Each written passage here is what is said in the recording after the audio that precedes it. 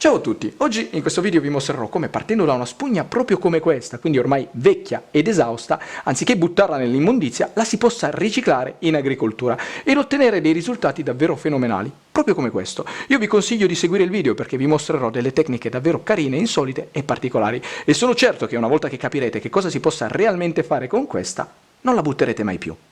Quindi la prima cosa che occorrerà fare sarà quella di procurarsi delle spugne, che siano quelle utilizzate in bagno, in cucina o comunque in casa, grandi, piccole o vecchie, sarà completamente indifferente. La cosa importante invece è che prima del loro utilizzo queste vengano pulite accuratamente, casomai con un prodotto per disinfettare la casa. In questo modo si eviterà che eventuali tracce di funghi, muffe o batteri presenti al loro interno passino poi per contatto alle piante, perché potrebbero danneggiare la pianta e in alcuni casi addirittura farla morire.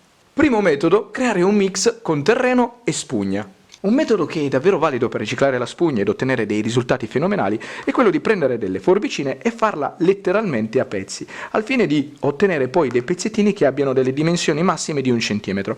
Quando otterrete questo, lo si potrà miscelare con del terreno e ciò che otterrete sarà poi il mix ideale per fare da base per la creazione di talee o meglio ancora la coltivazione di piante che abbiano bisogno di un terreno umido ma areggiato. Nell'ipotesi che voi vogliate ottenere delle talee, il mix ideale lo creerete miscelando un 50% di spugna a un 50% di terreno. Anche del terriccio universale andrà benissimo. Ovviamente la proporzione è riferita al volume e non al peso.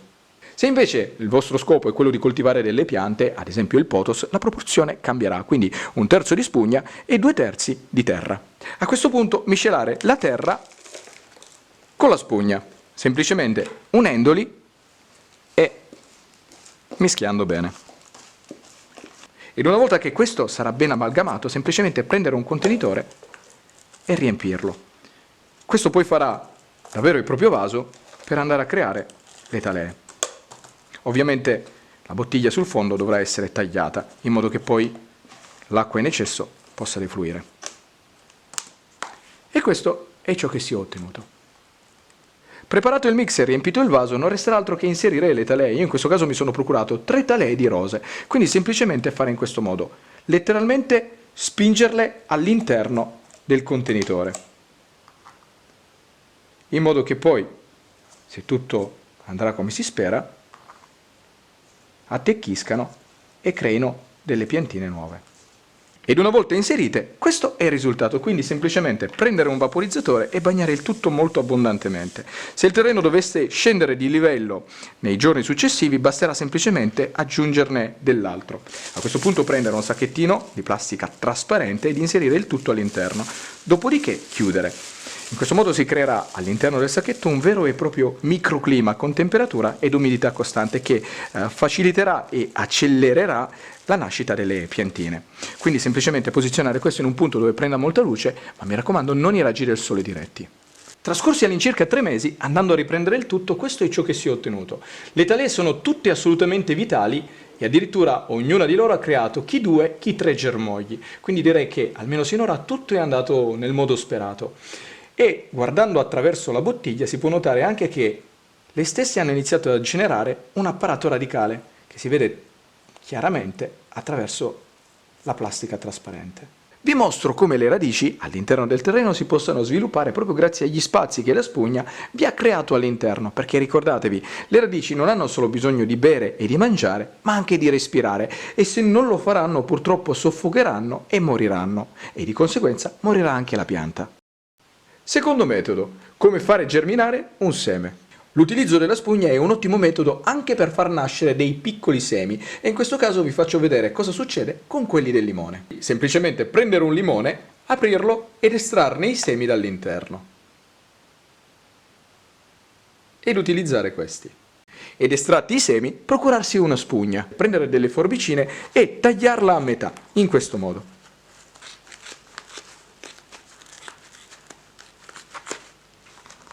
Si otterranno così 2 metà, quindi iniziare con una, prenderla, prendere un coltello e tagliarla in questo modo. Dovrete semplicemente aprirla in modo che una volta praticato il taglio, questo è il risultato che dovrete avere.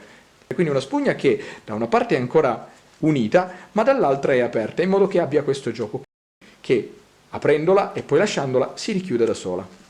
Ottenuti i semi si potranno inserire all'interno della spugna. In una spugna di queste dimensioni andranno benissimo 4 o 5 semi, quindi semplicemente prenderli, casomai aiutandovi con una pinzetta, ed andarli a mettere dentro.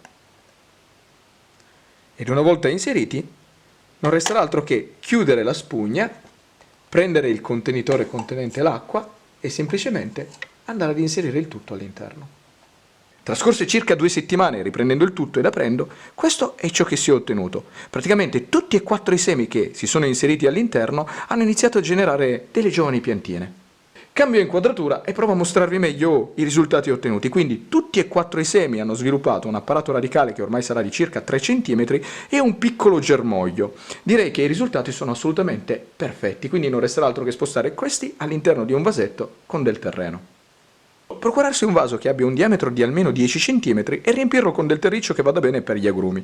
Dopodiché fare un foro di circa 3-4 cm di profondità e, casomai aiutandovi con una pinzetta, prendere il seme e semplicemente andarlo ad inserire, avendo un'unica accortezza, la radice verso il basso, il germoglio verso l'alto.